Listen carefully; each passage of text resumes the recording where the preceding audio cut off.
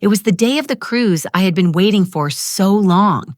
After years of mostly staying home, I was excited at the thought of finally getting a break and having special moments with my son and daughter-in-law. I was ready. Sunscreen on my favorite floral maxi dress, straw tote in hand. Right then, my phone buzzed. It was a text from my son. "Mom, we've decided you're not coming on the cruise this time. We want to go just family together." In that moment, everything seemed to freeze. My heart pounded. My hands started to shake. The trip I had dreamed of taking with them vanished with a single text. Before I go on, if you're watching on the channel, remember to follow and tell me where you're watching from. We're so happy to know where the story resonates. I remember exactly the day everything fell apart. I stood in the living room suitcase by the door, heart racing with excitement. This would be my first trip in years, a cruise I had helped pay for as I always did, whenever it involved my son, Andrew, and his wife, Lauren. The phone buzzed again in my pocket. A text from Andrew. "Mom, plans changed. You're not coming with us. Lauren wants just real family." I read it over and over, real family, as if I, the one who gave birth to him and raised him alone for 34 years, didn't qualify as family. Worse than the indifference and abandonment was the fact that just a few hours earlier, I had finished paying the last mortgage installment on their house, with my name still on the title. I sat down on the sofa, still holding the phone, trying not to cry. This wasn't the first time my son had pushed me out. Since Andrew met Lauren, I'd been edged farther and farther away. First Sunday dinners became less frequent. Then came the criticisms. I talked too loudly. My opinions were outdated. Next were invitations to important occasions that never arrived. My granddaughter's baby shower, their anniversary party. Even so, I kept helping. When the kitchen renovation fell short, I made up the difference. When the car broke down, I loaned mine. When they needed help with the mortgage during the pandemic, I transferred money without asking when they'd pay it back. Yet only a month after I made the final mortgage payment, I wasn't real family. I stood up and a strange feeling rose in my chest. It wasn't pain or disappointment anymore. Those emotions had repeated so many times they'd gone dull. This time it was crystal clarity, a resolve I hadn't felt in a very long time. I went into my study and opened the drawer with my important papers. There was the blue folder, the house's complete paperwork, the deed with my name as primary owner, along with transfer receipts from over the years. I had never transferred ownership to them. I'd always put off that conversation. Andrew would say, "Why would you do that, Mom? We're family."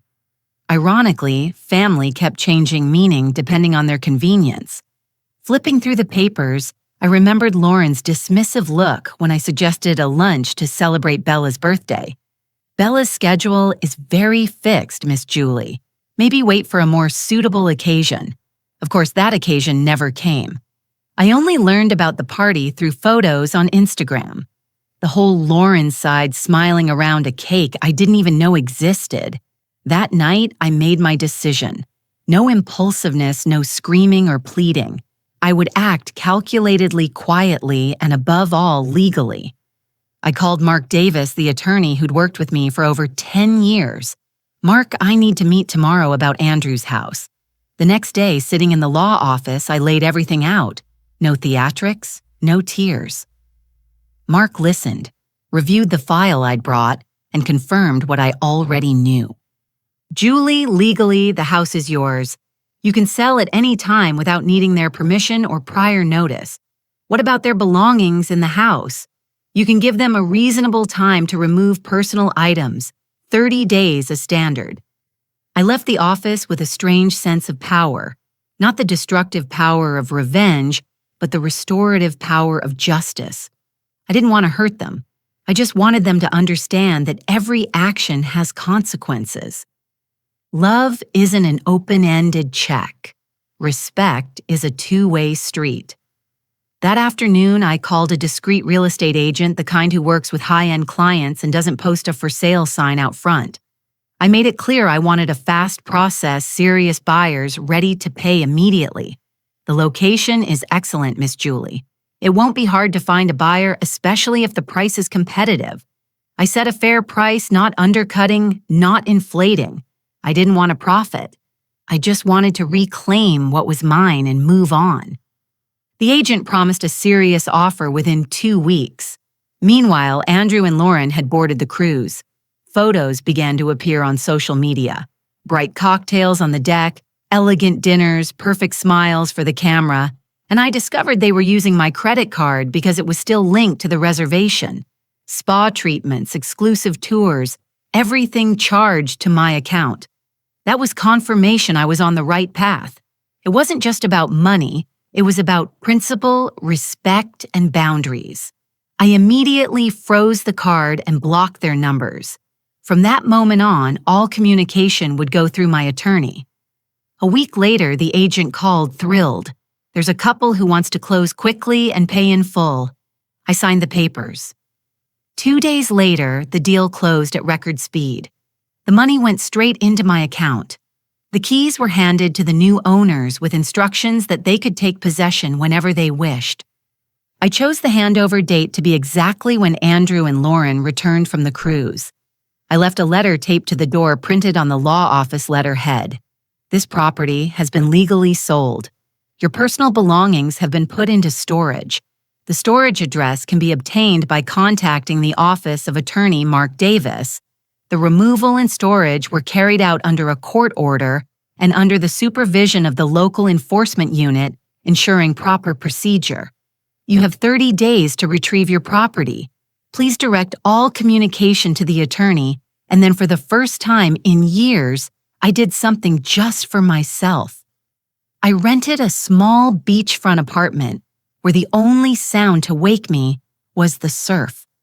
Where no one told me I spoke too loudly that my views were too old-fashioned or that I wasn't real family.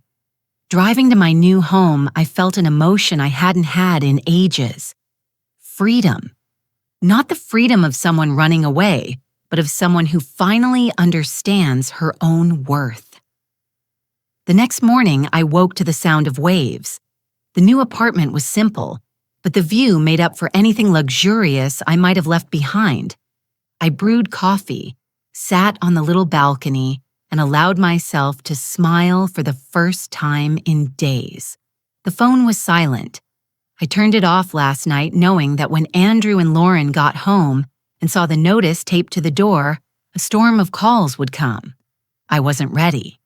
I needed this moment of peace, this small, quiet bubble I created for myself. Around 10 a.m, I turned on the phone only to see if Mark had reached out. As expected, there were dozens of missed calls from Andrew and Lauren. Voicemails, long texts, some pleading, some attacking. I ignored them all and called Mark. "Good morning, Julie." As we predicted, they reached out. They're very agitated. I figured, what did they say? Basically that I had no right to do this, that it was their house, that they have nowhere to go.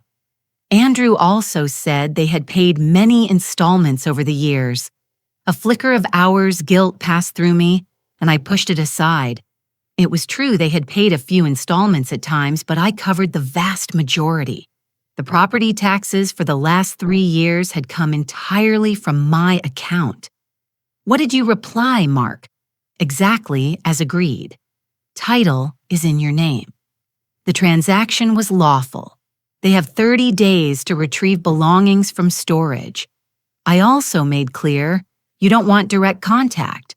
All communication goes through my office. "Thank you, Mark. Can they sue me?" "They can try, but there's no basis. No transfer paperwork ever existed. You never signed any commitment to transfer. Legally, you're protected." I hung up and returned to the balcony with my tea.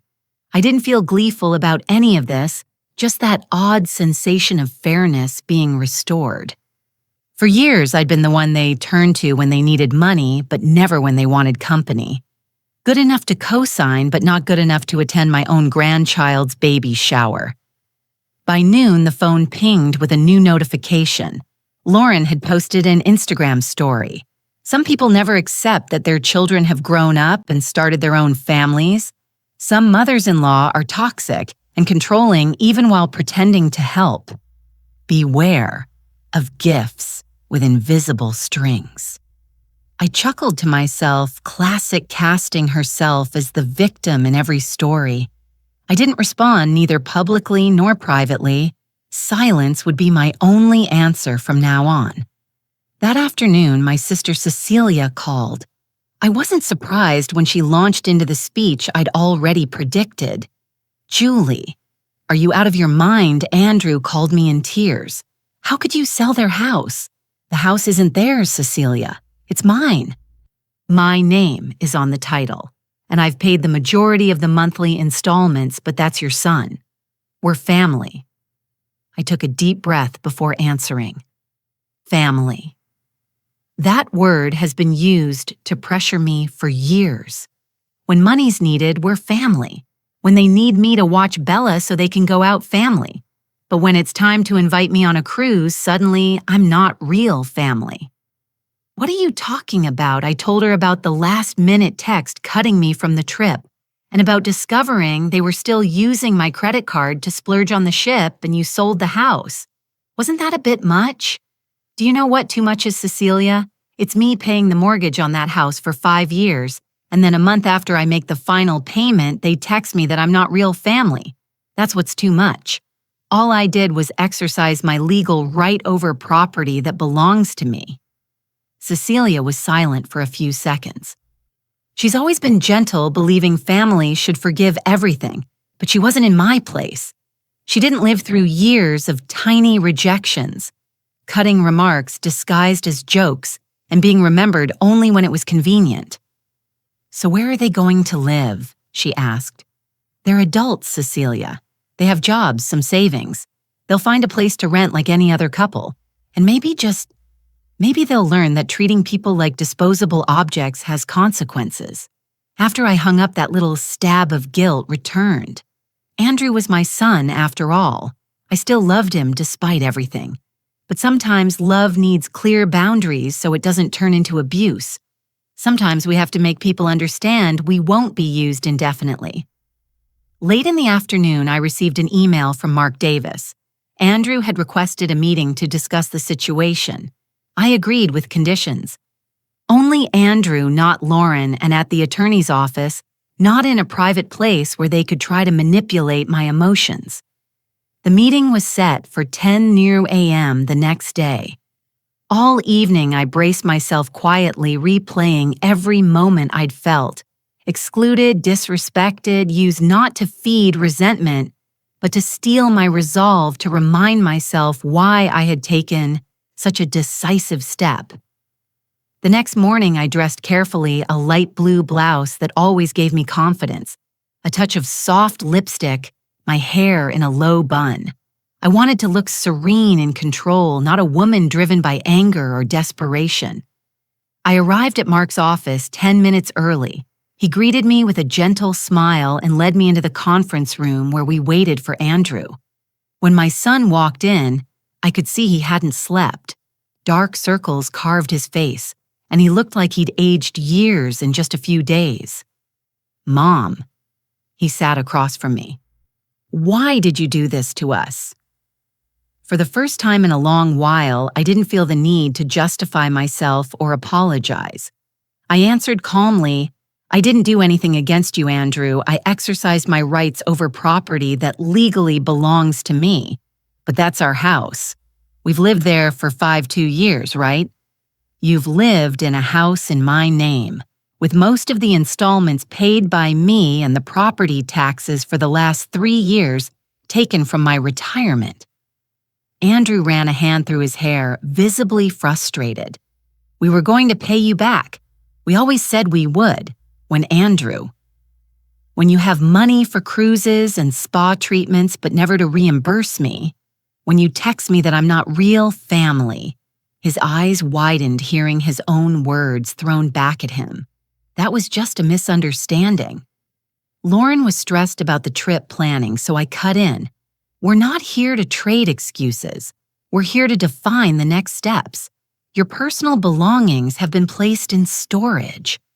You have 30 days to retrieve them. If you need more time, you can submit a request through Mark. So where are we supposed to live? He pressed. Did you think about that? The same way I thought about where I would stay when I was left at the pier while you two sailed off on a cruise I helped pay for. You're adults. You have jobs. Rent a place while you get reorganized. The meeting lasted less than 20 minutes. In the end, Andrew looked defeated, but I felt lighter. I hadn't yelled or cried, just held my ground firmly and clearly. Walking out of the office, I knew it was only the first step in a journey of self-understanding and self-respect. 3 days passed after that meeting. My phone stayed quiet. I temporarily blocked their numbers to protect my peace. In that brief silence, I started to reorganize my life in the new apartment. Compared to the old house, this place was modest. But it had what I needed: a warm bedroom, a small kitchen where I could cook for myself, and a balcony facing the ocean that quickly became my refuge. I hung only a few old photos on the wall from when Andrew was little, before resentment and manipulation entered our lives. That morning, while I was sipping coffee, I got a call from Mark. "Good morning, Julie. I need to let you know Andrew and Lauren have hired an attorney." My stomach clenched, but I stayed calm. What are they claiming? They're trying to argue there was a verbal agreement that you promised to transfer the house to them eventually. They're also pointing to a few installments they paid as proof they had a right to the house. Do they have a chance to win? Honestly, very small. Verbal agreements are hard to prove, especially without witnesses, and the fact they contributed a few installments doesn't negate your legal ownership. I took a deep breath, feeling both sad and determined. I never imagined I'd end up in a legal fight against my own son. What should I do now? For the moment, nothing. I'll respond formally, reaffirming your position as the legal owner. If you want, we can propose a settlement, reimburse the installments. They can prove they paid as a gesture of goodwill without recognizing any ownership rights. I agreed with Mark's plan. I didn't want their money. It was never about that. It was about respect, about setting boundaries, about showing I'm not an ATM they can use when it's convenient. After the call, I decided I needed to get out for a bit. Cozy as it was, the apartment was starting to feel like a cage for heavy thoughts. I put on something light, grabbed my bag, and headed down to walk the beach.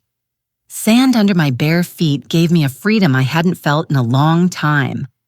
I walked the shoreline watching families enjoy the sunny day, kids building sandcastles, older folks chatting in beach chairs, people living their lives without the drama I was facing. As I walked, I realized something. For years, I had defined my existence around Andrew and his family. My decisions, my time, my money, everything revolved around them. And when I set boundaries, when I started prioritizing my own needs, I was cast as the villain. I stopped looking at the horizon where sky meets sea.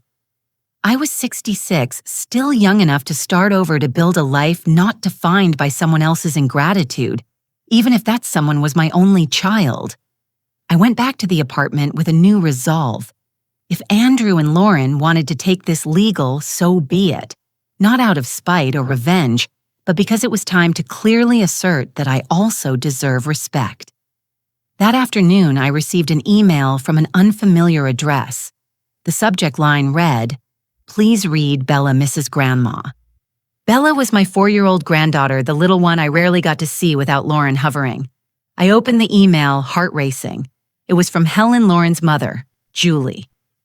"I know we're not close, but I'm writing because I'm worried. Andrew and Lauren are staying at our apartment for now, and Bella keeps asking for you. She misses her grandma. Regardless of the adult's issues, a child shouldn't be deprived of her grandmother's love." I read it over and over, tears welling up. Bella, the little girl who would run into my arms on the rare times we met, who adored the chocolate cookies I baked just for her, who drew me cards filled with colorful hearts. I replied carefully, Thank you, Mrs. Helen, for caring about Bella. I miss her very much too. I never intended to be away from her. If Andrew and Lauren agree, I would love to see her. If it's convenient, perhaps you could bring her to spend an afternoon with me." The response came quickly. "I'll speak to them." I can't promise, but I'll do my best. I closed the computer with a mix of hope and apprehension. Helen had always seemed sensible, so different from her daughter. If anyone could mediate, at least regarding Bella, it would be her. The next morning, I went to the local market to pick up a few things. While I was in the checkout line, I felt a light touch on my shoulder. Turning, I saw Regina, an old friend I hadn't seen in ages. "Julie, I've been so long. I heard you moved back here." I smiled, genuinely glad to see a familiar face. "Yeah, just a few days. Call it a new start." Regina looked me over carefully. "You look different, lighter, even with everything you're going through." I guess that's right. Different, but lighter. I accepted Regina's invite for coffee at a small seaside cafe after shopping. Sitting in the cafe, I gave a brief account of what had happened. After listening, Regina said, "I've always thought you gave Andrew and Lauren too much. Not just money, but emotions. You were always available, always putting their needs before your own because they're family." I replied, "Family matters, yes, but there has to be reciprocity and mutual respect. Otherwise, it's no longer a healthy relationship. It's exploitation." I carried the word exploitation with me for the rest of the day. It sounded heavy, but it precisely described what I'd gone through these past few years. Exploited emotionally and financially, treated like a resource, not a human being with feelings and needs of my own. That evening, I received another message from Helen. She had spoken with Andrew and Lauren. They agreed to let Bella visit me, but with conditions. The visit would be supervised, only 2 hours long, and Helen had to be present the entire time. At first, I bristled at so many restrictions. What danger did they think I posed to my own granddaughter? But after thinking it through, I decided to accept. 2 hours with Bella, even supervised, was better than nothing. We set it for the following Sunday. In the days before that, I prepared everything. I bought ingredients to bake the chocolate cookies Bella adored, picked out a few picture books I knew she'd like, and set up a small nook on the balcony where the two of us could look out at the ocean together. Sunday came, and I woke early, both eager and nervous. I tidied the apartment, baked the pros cookies, and waited. Right on time, the doorbell rang. Helen stood there holding Bella's hand. When she saw me, my granddaughter beamed a smile that warmed my heart. "Grandma." She let go of Helen's hand and ran into my arms. I bent down to gather her up, breathing in the scent of children's shampoos and her soft hair, feeling her cool little cheek against mine. In that moment, some of the resentment melted away. "Hi, my love," I whispered, holding back tears. "I've missed you so much. 2 hours flew by like 2 minutes. Bella showed me her new drawings, told me about school, asked about the ocean view from my balcony. We ate cookies, read stories, and even took a short walk along the sandy beach in front of the building. Helen stayed discreetly in the background, giving us space to reconnect. When it was time to leave, Bella hugged me tight. "Grandma, why don't you come live with us at Grandma Helen's house? There's room." The innocent question caught me off guard. How could I explain to a 4-year-old the complexities of adult relationships, the accumulated resentments, and hard choices? I answered gently. "Grandma has her own place now, sweetie. But if your parents allow it, we can see each other more often." Bella nodded, seeming to accept the simplest version a child could understand. As she said goodbye, Helen came closer. "She misses you very much, Julie. I hope we can keep these visits going regardless of what's happening between you and Andrew and Lauren." I thanked Helen for her conciliatory attitude and watched the two of them leave, my heart mixed with joy at the reunion and sadness at how brief it was. That night, sitting on the balcony under the stars over the ocean, I made a decision. I would fight to protect my legal rights to the house, not to punish Andrew and Lauren, but because it was fair. At the same time, I would try to build a bridge to stay connected with Bella. She wasn't at fault for the adults' mistakes and deserved to have her grandmother in her life. A week after the visit, Mark Davis called me. His voice was upbeat, rare for someone usually so composed. "Julie, there's news. Andrew and Lauren's attorney is proposing a settlement." I sat on the edge of the bed, surprised by the sudden turn. What exactly? They'll drop the dispute over the sale of the house. In return, they want you to reimburse the installments they can prove they paid with value adjustments as required by law. Why the change of heart? Last time, they were determined to fight to the end. Mark paused. It seems they found documents that would severely weaken their position. Emails between the two of them discussing how they might eventually claim the house through other legal mechanisms without waiting for you to transfer it voluntarily. In one email, Lauren explicitly states there was never a verbal agreement that you would transfer the title. My stomach twisted. It wasn't just ingratitude or indifference. It was a deliberate plan to take what was rightfully mine. How did those emails surface? Their side didn't give details. Maybe someone close thought things had gone too far and forwarded them to the attorney to avoid a long, unwinnable case. I was silent for a few minutes processing. Part of me wanted to reject the offer and take the case all the way to expose the manipulation. But another part, perhaps the wiser one, knew. Accepting a settlement would end this painful chapter faster and with less strain. What do you advise, Mark? Legally, you can decline and still win, especially with new evidence. But the price would be months of litigation, emotional and financial costs, and further erosion of your relationship with Andrew. I looked out at the ocean. The tide was receding, leaving a sheen on the wet sand. How much have they paid in total? According to the proof, they submitted about 30% of the home's value over the past 2 years. I did a quick calculation. It wasn't small, but it didn't come close to what I had put in over the years. Besides, the sale proceeds would let me stand on my own and move forward. I'll accept the settlement. Mark, I want to close this chapter. Are you sure you don't have to decide right now? I'm sure. Reimburse the installments. They can prove adjusted fairly under the law. I don't want to owe them anything, and I don't want them saying I kept something that wasn't mine. After I hung up, I sat on the balcony for a long time, staring at the horizon.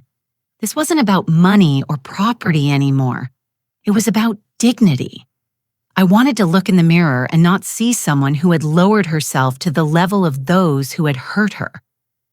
That evening, I got a text from Helen. "Bella wants to know if she can visit Grandma this Sunday. Is that okay?" I replied immediately. "Of course." That small message brought my first smile of the day. Even as my relationship with Andrew and Lauren cooled into a sterile legal file, at least my bond with my granddaughter remained intact. In the days that followed, I started planning my future. With the legal issue nearing resolution, I considered my options. The house sale proceeds, even after reimbursing Andrew and Lauren's portion, would still give me comfort. I could keep renting my ocean view apartment or buy a small place of my own. I could travel, take short courses, and pursue hobbies I'd set aside for others' needs. By Friday, Mark emailed confirmation the settlement was signed. Funds would be transferred to Andrew and Lauren the following week. In return, they signed a document acknowledging the legality of the sale and agreeing not to contest it further. "Case closed," Mark wrote. "Congratulations on choosing the prudent path." On Sunday, Helen brought Bella as promised. This time, she didn't impose a 2-hour limit or monitor every moment. Helen simply said, "I'll come back late afternoon." "Len doesn't know I'm leaving Bella alone with you," she whispered before leaving. but I find it absurd to try to separate her from her grandma. I'll be back at 5.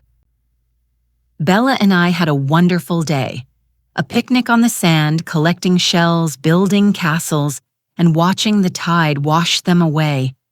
She talked about school and friends and how she missed the big house they used to live in. Now we live at Grandma Helen's place. It's kind of cramped and Mom gets mad a lot, Bella said with the blunt honesty of a child. What about your dad? Dad's really quiet. Sometimes he goes into the bedroom and closes the door. I think he cries, but Mom says men don't cry. Hearing that, I felt myself sink. No matter how hurt I was, Andrew was still my son. Imagining him suffering in silence pricked my heart. When Helen came back, I asked if we could talk for a few minutes. We sat on the balcony while Bella finished gathering shells to take home. How are they really, Helen? Helen sighed. Not well. Money is tight. Lauren lost her job 2 months ago. She hid it from everyone, including you. They were planning to use the house as collateral for a loan to get through this rough patch. When they found out the house had been sold, everything collapsed. Andrew didn't tell you Lauren forbade him from asking for your help. She said they needed to be independent, that relying on you was humiliating. It was Lauren who insisted you not go on the cruise. Andrew hesitated, but she convinced him it would be a crucial time for them as a couple to strengthen their marriage amid all the difficulties. That information helped me understand more, though it didn't erase the past. Hardship could explain part of it, but it didn't justify years of treating me like an ATM instead of family. I'm telling you so you have the whole picture before deciding how to move forward. Helen said not to make you soften or change your mind. Given how you were treated, what you did was fair. After they left, I lay awake thinking. The anger and bitterness no longer stood alone. They blended with a cautious empathy for the situation. The next morning, I called Mark. Keep the settlement as is, but I want to add one thing. Besides reimbursing the installments they paid, I want to establish an education fund for Bella. An education fund, yes. I'll set aside a portion of the house sale money in an account to be used only when Bella turns 18 exclusively for her education. I don't want Andrew or Lauren touching it before then. All right, Julie, we can structure a fund with those conditions. How much do you want to allocate? I gave a number equivalent to about 20% of the sale proceeds. Not all of it, I still needed to take care of myself, but enough to ensure Bella could get a solid education, regardless of her parents' finances. I'll draft the paperwork right away. Mark said, That's a noble gesture, Julie. It's not noble, it's love. No matter how hurt I was by Andrew and Lauren, I wouldn't let my granddaughter pay for the adults' wrong choices around her. 3 days later, I went to Mark Davis's office to sign all the documents, the settlement with Andrew and Lauren, the reimbursement of installments they could prove, and the paperwork establishing Bella's education fund. After I signed the last page, I felt a boulder lift from my shoulders. What now? I asked Mark. Now you live your life, Julie. You did the right thing, protected your interests, and still secured your granddaughter's future. The rest is up to them. Walking out of the office, I decided to do something I hadn't done in a long time. I stopped by a car dealership and bought a small, simple but new car. Something just for me, giving me the freedom to come and go explore my new surroundings without relying on anyone. While doing the paperwork, the salesperson asked, "Is this a gift for someone in the family?" I smiled, remembering all the times I'd put others' needs before my own. No, it's a gift to myself. It's time I came first. The new car brought back a feeling of freedom I'd forgotten. In the following weeks, I drove up and down the American coastline, discovering quiet stretches of sand, humble but delicious seafood shacks, and local markets with fresh fruit and just-caught fish. I was relearning the joy of living at my own pace. No need to ask permission, no need to fit anyone else's schedule. Bella's Sunday visits became a fixture. Helen brought her regularly, sometimes staying for coffee, sometimes leaving her with me for the whole afternoon. During one of those visits, about a month after signing the settlement, I received the first direct call from Andrew since everything began. We were building an elaborate sand castle when the phone rang. Seeing his name on the screen, I hesitated. "Go ahead," Grandma Bella said, as if sensing it. "I'll watch the castle." I stepped a few paces away and answered, "Hi, Mom." Andrew's voice sounded different, more measured, maybe more mature. "Hi, son. Everything okay? I know I wasn't supposed to call directly. The agreement says all communication goes through the attorneys. It's all right." I cut in. "The legal part is done. We don't need intermediaries now." He paused as if arranging his thoughts. "Mark told me about the education fund you created for Bella. Yes, it's for her future, to make sure she has a shot at an education no matter what happens. It's generous, especially after everything." I looked at Bella in the distance, her tongue sticking out in concentration, just like Andrew when he was little. "I did it for Bella, not for you or Lauren. She's not at fault." "I know. Even so, thank you, Mom." Another long pause. I thought the call was over when Andrew went on. "Mom, I want to apologize for the cruise text, for letting Lauren treat you that way all those years, for taking advantage of your kindness." I was surprised. I didn't think I'd hear such a direct apology and so soon. What changed, Andrew? "Why now?" "A lot. Lauren and I are separated. That news shouldn't have stunned me, especially after what Helen had told me, but my chest still tightened. I'm sorry to hear that, don't be. It should have happened a long time ago. The house situation was just the last straw that made us realize we'd been not okay for years. We used outside problems, money work, even you, as excuses to avoid looking at what was wrong between us." I looked at Bella, still absorbed in her sandcastle, unaware that this conversation could change her life's direction. "What about Bella? How is she taking it? We haven't told her. We're living separately now. Lauren and Bella are at Grandma Helen's. I rented a small apartment near work. Bella thinks it's just temporary so I can be closer to the office. You two have to tell her, Andrew. Kids understand more than we think." "I know. We'll tell her soon. But first, we want to settle custody and routines, so we can give her clear answers." The sound of waves filled the space between us. "Mom, could we meet in person to talk?" The question made me hesitate. Part of me wanted to keep my distance to protect myself from new wounds. Another part recognized that this call was an effort and a rare vulnerability from my son. "Okay, next week." "Great. Thank you, Mom." We set it for Wednesday of the next week at a seaside cafe near my apartment. A neutral spot, public enough to avoid emotional blow-ups, yet private enough for honesty. After I hung up, Bella ran over and tugged my hand. "Grandma, come see. I made a castle for the sea princess. She had built towers, a bridge from twigs, and a flag from a palm leaf. It's beautiful, sweetheart. You've got talent."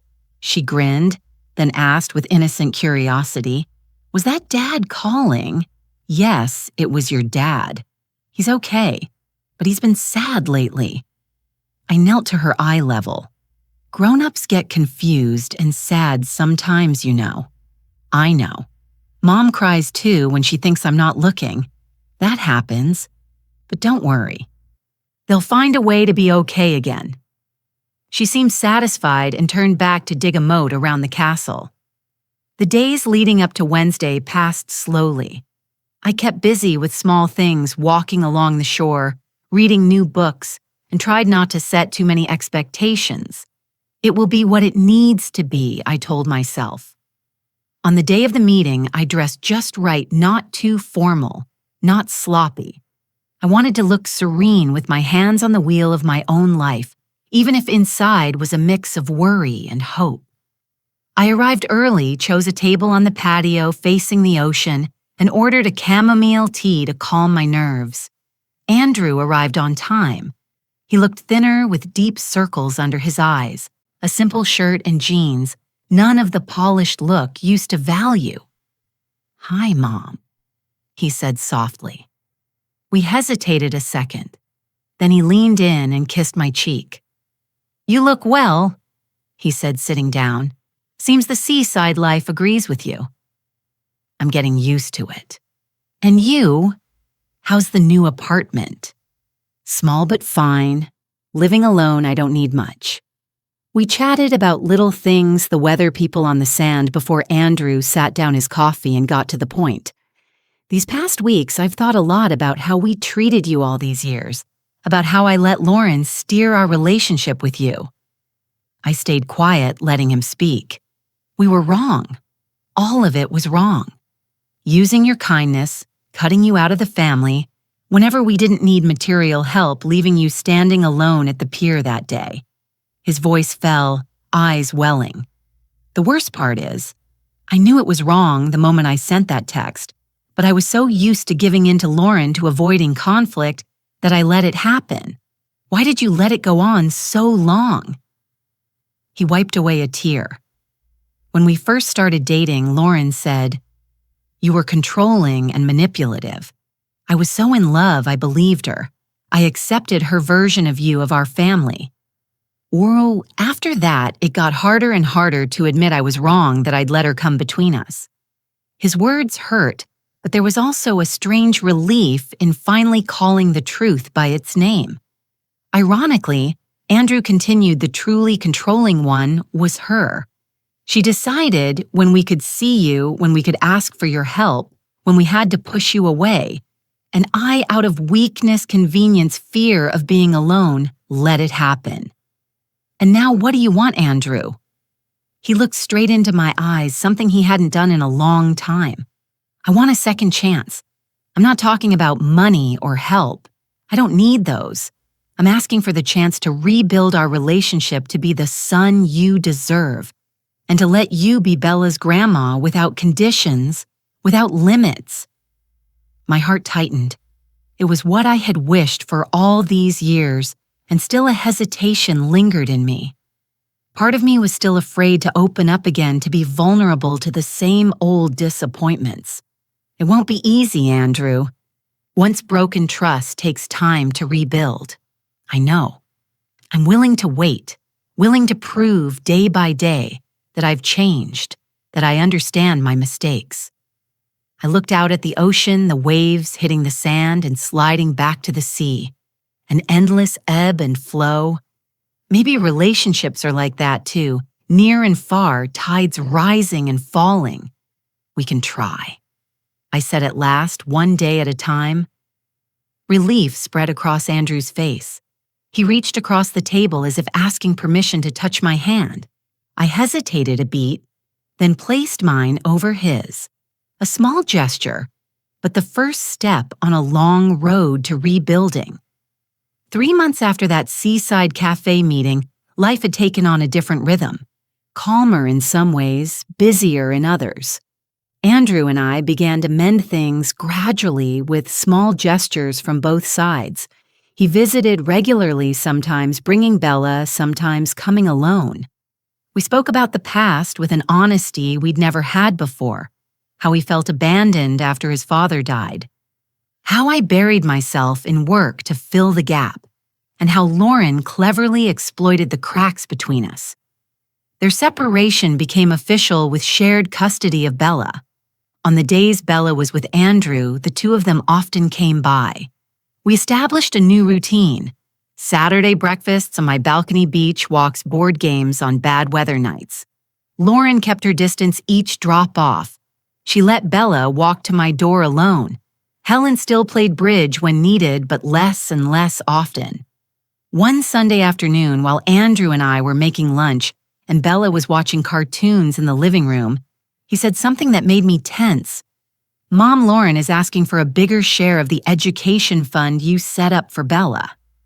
I stopped chopping, looked up. "What do you mean? That fund is only for Bella's education when she turns 18. Neither of you is allowed to touch it before then." Andrew sighed, looking uncomfortable. "I know. I've explained it to her many times, but she says, As the mother, she has the right to decide how the money should be used. She wants to withdraw part of it early to put Bella in an international private school next year. And what do you think I think the fund should stay as it is? There's a reason for it. For now, Bella is doing well in public school. The fund will guarantee college for her. I went back to slicing vegetables thinking as I worked, it wasn't surprising that Lauren wanted to get her hands on the money. What surprised me was Andrew's firmness in refusing. Has she talked to a lawyer? She says she's exploring options, but it'll be tough. The fund was drafted very tightly. Mark did a great job. I nodded, grateful for the caution we took in setting it up. And you? How do you feel about all this? Andrew looked out the kitchen window toward the ocean, honestly relieved.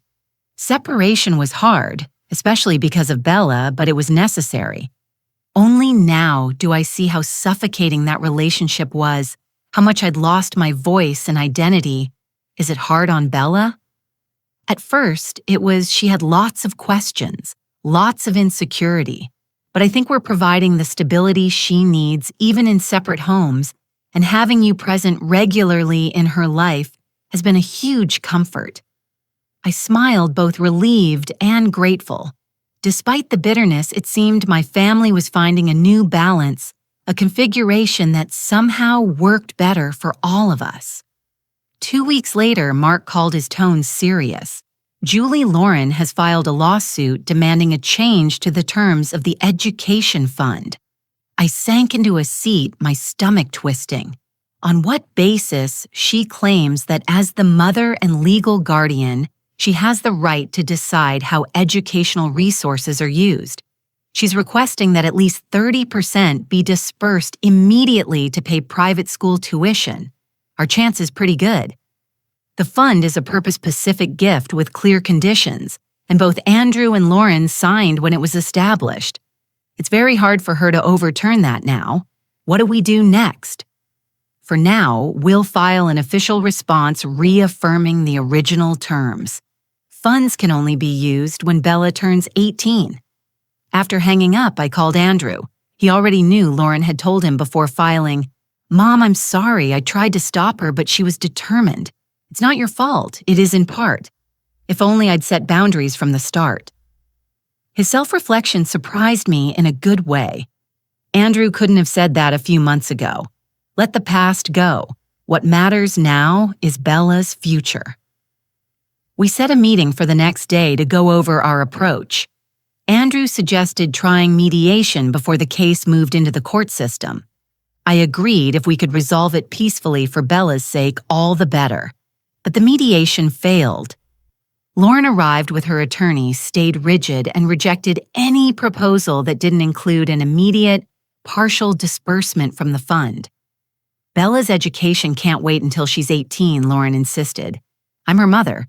I know what's best for her, which includes enrolling her in the International Academy next term. The fund was created for Best Bella's College, I replied calmly. Her current public school is excellent for elementary and secondary. Typical of you. Lauren sneered, always needing to control, always thinking you know better than everyone. Andrew cut in before I could speak. Lauren, please. We're not here to attack each other. We need a solution that's good for Bella. The result? No agreement. We left the conference room knowing the case would go to court. In the weeks that followed, tensions escalated. Lauren began complicating visitation, last-minute excuses about being busy or Bella not feeling well. When we did see each other, the child seemed confused and anxious, clearly affected by the conflict between the adults. During one puzzle session, Bella asked a question that clenched my heart. Grandma, are you and Mom fighting because of me? I set down the pieces and looked straight into her eyes. No, sweetheart, never think that. Grown-ups sometimes disagree, but it's never the child's fault. But I heard Mom on the phone saying, "You don't want me to go to a good school." I took a deep breath, searching for words a 5-year-old could understand. Bella, I always want the best for you. Your school now is very good, and when you're older, there's money saved just for you so you can study anywhere you want. She frowned, thinking, then why is Mom mad? Sometimes adults differ on timing and how to do good things, but that doesn't mean they love you any less. She nodded and went back to the puzzle while the conversation weighed on me the rest of the day. That night, I called Andrew and told him what happened. He sighed. Lauren talks about the lawsuit in front of her. I've begged her not to protect Bella from adult matters, but she can't separate things. That can't continue. Bella is getting hurt. I know. Tomorrow I'll ask my attorney about requesting a court order prohibiting discussion of the case in Bella's presence. In the following days, I did something I didn't expect. I called Helen, Lauren's mother. Helen, we need to talk about Bella. I was waiting for your call, Julie. She answered, weary. I know Lauren is going too far. Bella just asked if the adults are fighting because of her. She's confused and anxious. This has to stop. Helen sighed. I'll speak to her again. I keep trying to make Lauren see she's hurting her own child, but lately she's become tougher, more bitter. The separation hit her hard, not just emotionally, but in terms of status. She got used to a lifestyle she can't maintain now. Whatever the case, we can't use Bella as a hostage. I completely agree. Let me try again. After I hung up, I felt strangely relieved to have Helen as an ally. Even as Lauren's mother, she could see past family bias and put Bella's welfare first. 2 days later, Mark called. Julie, there's news. Lauren is proposing a settlement. What's the condition she'll withdraw the lawsuit over the fund if you agree to help with tuition for Bella to attend a good private school in the city? Not the international one she demanded at first. This money would be separate, not from the fund. The fund remains intact for college when Bella turns 18. I thought it over. On one hand, this could avoid a drawn-out case reducing harm for everyone, especially Bella. On the other hand, it felt like Lauren was just finding another way to reach my money. 3 months passed since the Seaside Cafe meeting. Life took on a different rhythm, calmer in some ways, busier in others. Andrew and I began reconnecting with small steps from both sides. He visited me regularly sometimes, bringing Bella, sometimes coming alone. We talked about the past with a frankness we'd never had, how he felt abandoned when his father died, how I buried myself in work to fill that void, and how Lauren skillfully exploited the cracks between us. The separation was formalized with shared custody of Bella. On the days she stayed with Andrew, father and daughter often stopped by. We formed new habits: Saturday breakfasts on the balcony beach, walks, board games when the weather was bad. Lauren kept her distance each handoff. She let Bella walk to my door by herself. Helen still acted as a bridge when truly necessary. Thankfully, less and less. One Sunday at noon, while the two of us were cooking and Bella was watching cartoons in the living room, Andrew said something that made me tense. Mom Lauren is asking for a bigger share of the education fund you set up for Bella. I set down the knife. What do you mean? That fund is only for Bella when she turns 18. Neither of you can touch it before then. Andrew sighed. I know. I've explained it many times, but she says, as the mother, she has the right to decide how the money is used. She wants to withdraw part early to put Bella in an international private school next year. What do you think keep it as set? It exists for a reason. For now, the public system is good enough. The fund will guarantee college later. I went back to slicing vegetables, thinking as I worked. I wasn't surprised Lauren wanted to reach for that money. What surprised me was Andrew's resolve. Has she consulted an attorney? She says she's exploring options, but it'll be tough. The fund was drafted very tightly. Mark did an excellent job. I nodded glad for the caution when we created it. And you? How do you feel about all this? Andrew looked out the ocean-facing window, honestly relieved. Separation is hard, especially because of Bella, but it was necessary. Now I see how much I'd lost my voice and myself. Is it hard on Bella? At first, yes. Lots of questions, lots of insecurity, but we're trying to create stability, even in two homes. And you being present regularly for Bella, that's a huge anchor. I smiled, both relieved and grateful. 2 weeks later, Mark Davis called, his tone serious. Julie Lauren has filed a lawsuit requesting changes to the education fund terms. I felt my stomach tighten. On what basis she says that as the mother and guardian, she has the right to decide how educational resources are used. She's requesting that at least 30% be dispersed immediately to pay private school tuition. Our odds pretty good. The fund is a purpose-specific gift with clear conditions, and both Andrew and Lauren signed when it was created. It's very hard for her to overturn now. Next step for now, we'll file an official response, reaffirming the original terms. Funds can only be used when Bella turns 18. I called Andrew right away. He already knew Lauren had told him before filing. "Mom, I'm sorry." I tried to stop her, but she was determined. "It's not your fault. It's partly on me. I should have set boundaries from the start."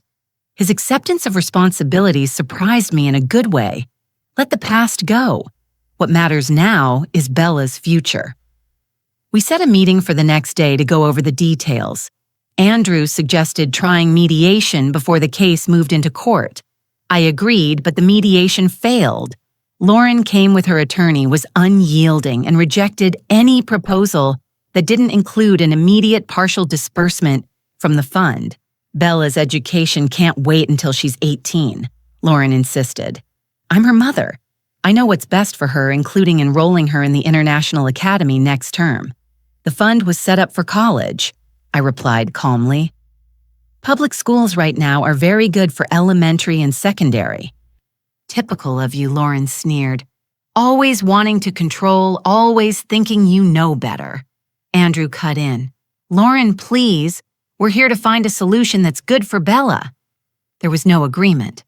Tensions rose.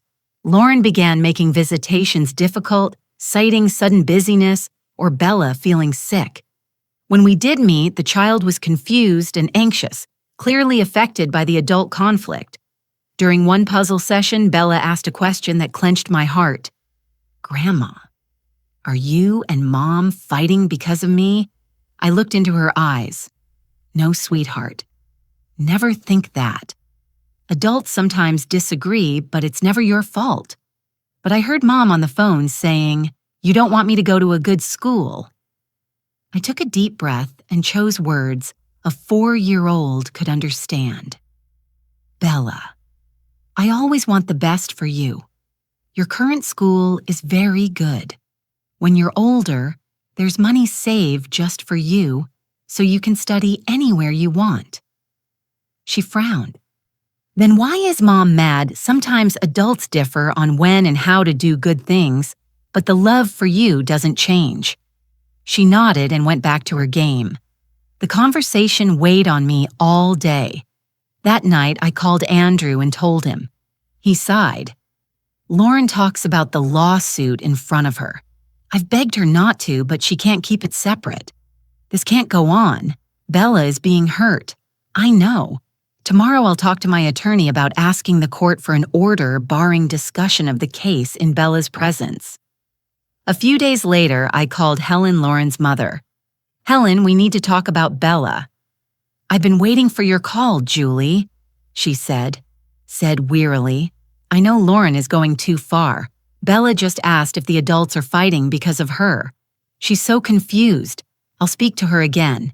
I keep trying to make Lauren see she's hurting her own child, but lately, she's become tougher and more bitter. The separation has dragged her down in feelings and in status. She got used to a lifestyle she can't maintain now. Whatever the case, Bella can't be used as a hostage. I completely agree. Let me try once more." 2 days later, Mark called. "Julie, there's news. Lauren proposes a settlement. She'll withdraw the lawsuit over the fund if you agree to help pay tuition for Bella to attend a good private school in the city. Not an international school. This amount is separate, not from the fund. The fund stays reserved for college when Bella turns 18. Can I think about it until tomorrow and give you an answer? Of course, no rush. After hanging up, I sat on the balcony, watched the ocean, and weighed it. I remembered how many times I'd given in to Andrew and Lauren's financial demands over the years, unintentionally creating a toxic pattern. If I agreed to this new proposal, would I be extending that cycle? But this was Bella's education, the innocent child caught between adult conflict. Should I refuse when I'm able to help, I decided to call Andrew before deciding. "What do you think of that proposal?" I asked after laying out the terms. "Honestly, I think it's Lauren's manipulation. She knows you care about Bella and is using that as leverage. Bella's current public school is excellent. Dedicated teachers, solid facilities. I don't see a need to switch now. You think the motive is money image, no doubt. Lauren's always obsessed with status.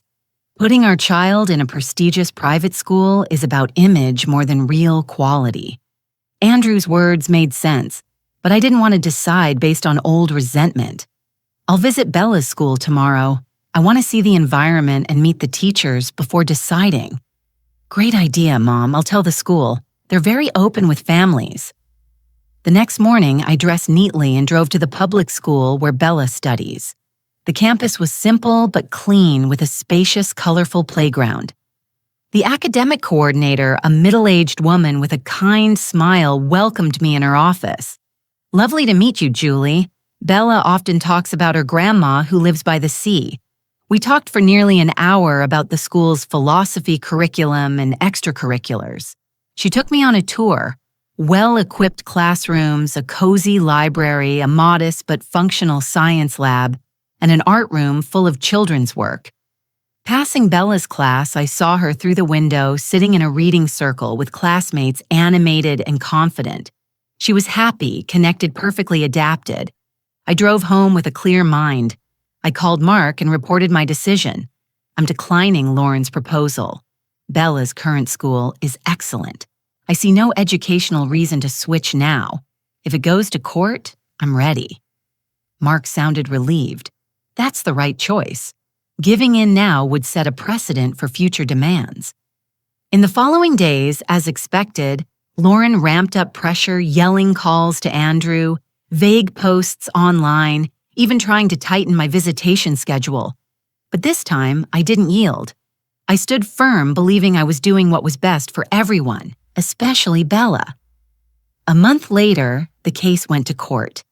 Sitting in the courtroom, I looked at Lauren on the other side, well-dressed, carefully made up, projecting the image of a devoted mother. Andrew sat beside me, silent but steadying. The middle-aged judge listened to both sides. Lauren's attorney emphasized the role of mother and primary guardian, the right to decide education. Mark presented the fund's clear terms, both parents' signatures at its creation and the quality of the very public school Bella attends. After deliberation, the judge ruled, keep the education fund as originally set usable only when Bella turns 18. Keep the current school choice, and any future changes must be jointly decided by both parents. Leaving the court, I felt both relieved and sad. Relieved to have protected Bella's educational future. Sad that our family needed a legal ruling for something that should have been resolved at home. Andrew squeezed my hand. Thank you for standing firm, Mom. I hope now we can move forward. Focus on what matters most, Bella. That's always been your goal, hasn't it? Even when you sold the house and set up the fund, you were thinking long-term, what was best for all of us. His words touched me.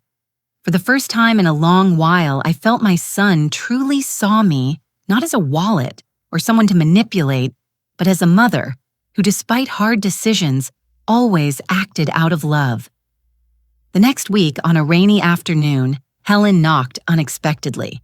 Umbrella-dripping face heavy. May I come in, Julie? We need to talk. I invited her into the living room and poured hot tea. We sat in silence for a few minutes, just the rain tapping the glass. Lauren is getting ready to move, she said.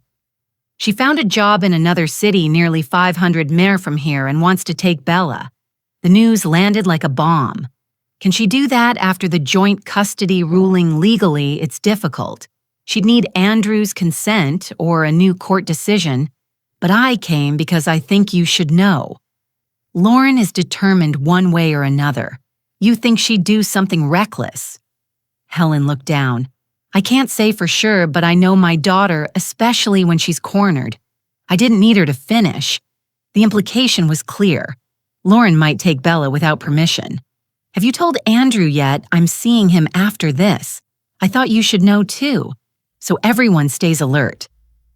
I thanked Helen for her honesty and for putting Bella's best interests above blood ties. After she left, I called Mark right away for guidance. The next days were a tense preparation. Andrew filed for a temporary restraining order barring Lauren from taking Bella out of the city without both parents' written consent. The school was notified to release Bella only to her parents or pre-authorized individuals. We rotated schedules so Bella wouldn't be alone with Lauren for long stretches. Amid the tension, we still tried to keep Bella's routine normal. Sunday visits with Grandma, building sandcastles, collecting shells. But a cloud hung over us, the fear that at any moment the child could be torn from us by her mother's bitterness. 2 months passed since Lauren's failed attempt. The legal measures worked. The court approved the order preventing removal from the city without mutual consent. Realizing she couldn't carry out the plan, Lauren declined the out-of-town job. The air remained tense. Lauren grew more bitter and difficult in every everyday decision about Bella, which uniform, which extracurriculars, even how to cut her hair. Everything became an argument. Andrew, on the other hand, grew steadier by the day, no longer intimidated by Lauren's emotional blow-ups. No longer manipulable, he set clear boundaries and kept them always putting Bella's well-being first. As for me, I found a new balance. The beachfront apartment became a real home, not just a temporary refuge. I tended to every corner, planted flowers on the balcony, and hung photos not only of the past, but of new memories too. Bella had a space of her own, a small room with a bed, toys, and books for the weekends she spent with Grandma. On a quiet morning while I was making coffee in the kitchen, I got an urgent call from Helen. Julie, something's happened. Lauren has disappeared with Bella. My heart jumped. What do you mean disappeared? This morning, she was supposed to take Bella to school, but never showed up. Her phone is off. She's not at home and not at work either. I've told Andrew he's heading to the police station to file a report. My hands shook as I hung up. I grabbed my bag and car keys and drove straight to the station where I knew Andrew would be. On the way, 1,000 worst-case scenarios flashed through my mind. When I arrived, Andrew was giving a statement to the desk officer, his face pale, tense, the circles under his eyes stark. "We've activated an Amber Alert," the officer said. "Neighboring states' airports, bus stations, and train stations have all been notified. The court order barring removal of the child from the city without both parents' signatures has also been entered into the system." "What do we do now?" Andrew asked, his voice tight. "Go home and wait to be contacted. Keep your phone with you at all times. Meanwhile, try to think of where she might have taken the child relatives' friends, past vacation spots. Any lead could be valuable." Leaving the station, we carried the kind of helplessness only those who've been there can understand. Andrew decided to come to my apartment instead of going back to his place. He didn't want to be alone, and I wanted him nearby during this suffocating stretch of time. We sat in my living room trying to list places Lauren might have taken Bella. Lauren's family was just Helen and an elderly uncle who lived in the countryside. Close friends were few, and most were mutual friends with Andrew, unlikely to help with something as serious as a suspected child abduction. Wait, Andrew sprang up, her college boyfriend, what was his name? Richard Miller. They stayed in touch even after the wedding. He moved to the Florida Keys a few years ago. You think she'll try to take Bella across the border? I'm not sure, but it's possible. I told Andrew to call the police with the lead right away. While Andrew was on the phone, I got a text from Helen. I found something in Lauren's room. You two come immediately." We drove straight to Helen's apartment where Lauren and Bella had been staying since the separation. Helen met us at the door, exhausted. She handed Andrew an envelope. Inside were bus tickets headed toward the Mexican border in Lawrence, and Bella's names, along with a handwritten letter to Helen. "Mom, by the time you read this, we'll be far away. I can't stand watching my daughter be controlled by Julie and Andrew. I can't let her grow up believing money and power matter more than love and family. I'm taking her somewhere we can start over without interference. Please don't try to find us. This isn't goodbye, just a temporary parting. When things calm down, I'll reach out. Lauren." Andrew read the letter aloud, fury plain on his face, controlled. Money and power more important than love. How can she twist everything like this? Helen bowed her head, stricken. "I'm sorry. I should have noticed earlier. Should have done something to stop it." "It's not your fault, Helen," I said, placing a hand on her shoulder. "Lauren is an adult. She made her choice." Andrew called the investigator again. He reported the bus tickets, the likely route toward the border, and the name of the acquaintance who might shelter them. The next hours were taught as wire phones placed within reach, hearts lurching at every notification, yet no news. Helen made coffee, then tea, then put together a light meal. No one could swallow a bite. Night fell. The three of us still sat in the living room, exhausted but unable to sleep. Near midnight, Andrew's phone rang. It was the police station. "Mr. Andrew, we have news about your daughter. She's been found at a motel near the Mexican border with her mother. Both are physically safe. Local police are holding them until the legal matters are sorted." Andrew collapsed into a chair, tears of relief spilling over. "Thank God. When can I see her? How do I bring her home?" "A family court officer will contact you tomorrow morning to guide you through the next every teen steps. For now, your daughter is safe, and that's what matters." After he hung up, Andrew hugged me. Then Helen, the odd trio of a son, his mother and his ex-mother-in-law, bound by love for a little girl who had suddenly become the eye of a family storm. "What happens now?" Helen asked, her voice breaking. "Lauren will likely face legal consequences for attempting to take Bella out of the country without permission." Andrew answered, "What are we waiting for?" "I don't know. Everything has changed now." The following days were a blur of legal procedures. Andrew traveled to the border area to pick up Bella, accompanied by a family court officer. Lauren was temporarily detained for questioning, then released on the condition that she could not have unsupervised contact with Bella until the case was resolved. 3 days later, I saw my granddaughter again. She looked confused, shaken, but physically fine. As soon as she saw me, Bella hugged me hard, burying her face in my neck, like when she was little. Mom said we were going to live in another country, just the two of us. But I didn't want to go without saying goodbye to you and Dad. I know, sweetheart. Sometimes adults make wrong decisions even when they think they're doing right. What matters is that you're safe now and that we all love you very much. In the weeks that followed, the situation settled. Lauren lost joint custody and was limited to supervised visitation until she completed a family therapy program. Andrew became Bella's primary guardian, responsible for ensuring she still saw her mother in a safe environment. Helen surprisingly became a valuable ally. Though heartbroken for her daughter, she put Bella's interests first, volunteering to supervise some visits to create a neutral, warm space for mother and child. 6 months after the crisis, the picture looked nothing like what I'd once imagined. Bella lived mainly with Andrew in a larger apartment near my home. I picked her up from school 3 days a week, spent afternoons with her until Andrew finished work. On weekends, we often gathered for family activities. Lauren, after completing half the therapy program, began to show signs of change. Supervised visits grew less tense, and she seemed to accept the new reality, focusing more on rebuilding her relationship with her daughter than fighting the circumstances. One Sunday afternoon, Andrew and I sat on the balcony watching Bella play in the sand on the beach in front of my place. Andrew asked me something that stopped me short. "Mom, do you regret selling the house?" I thought for a moment, then shook my head. No, it was a drastic decision and it hurt all of us at the time. But look, see where we are now. I gestured ahead, Bella eagerly building a sand castle, the calm sea behind her.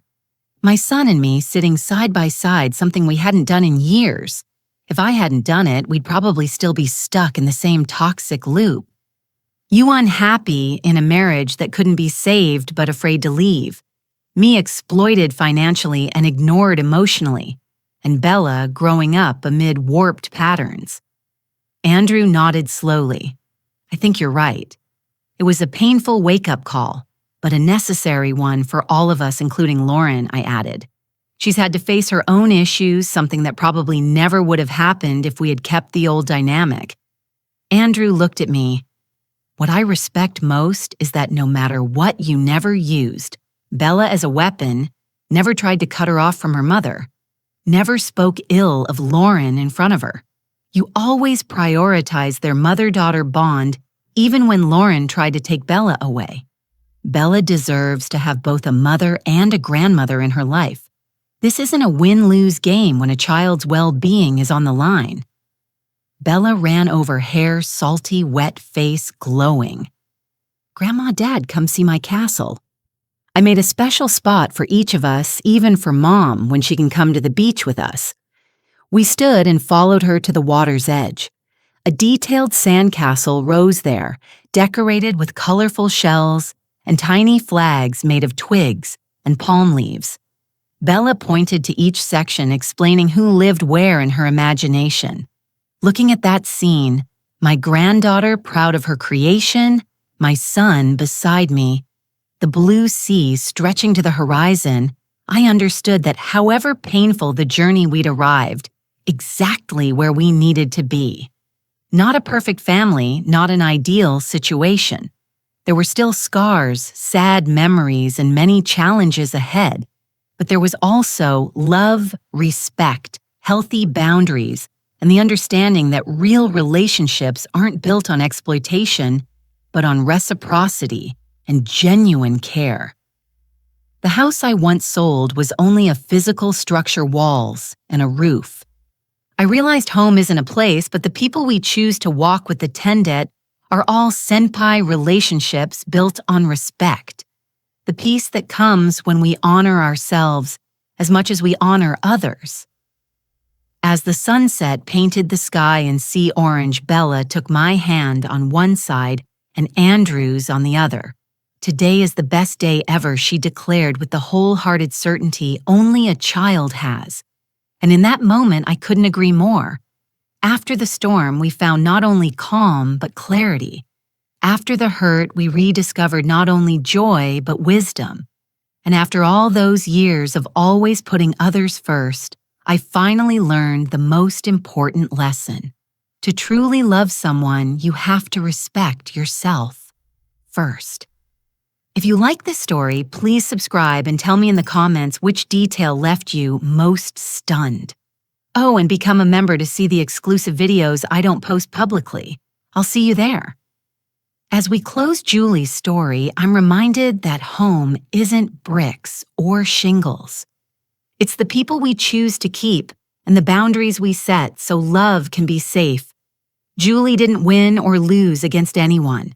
She chose self-respect so she could love her son, her granddaughter, and herself the right way. Andrew learned to take responsibility and grow up. Bella found a peaceful embrace to grow within. And Lauren, even by a winding road, had to face her own cracks. Family ties last only when paired with respect and boundaries, forgiveness with a backbone, and love with principles. That's what this story brought back to me today. What about you and your family? What boundaries keep love from getting hurt? If you were in Julie's place, what would you do to protect a child while staying compassionate with the adults? Share your perspective in the comments. Maybe your story will be a light for someone who feels lost. If this journey spoke to you and you want to keep listening, reflecting, and learning together through the next stories, I'd love for you to stay with the channel so each week we can have another warm, gentle, and thoughtful conversation. See you in the next.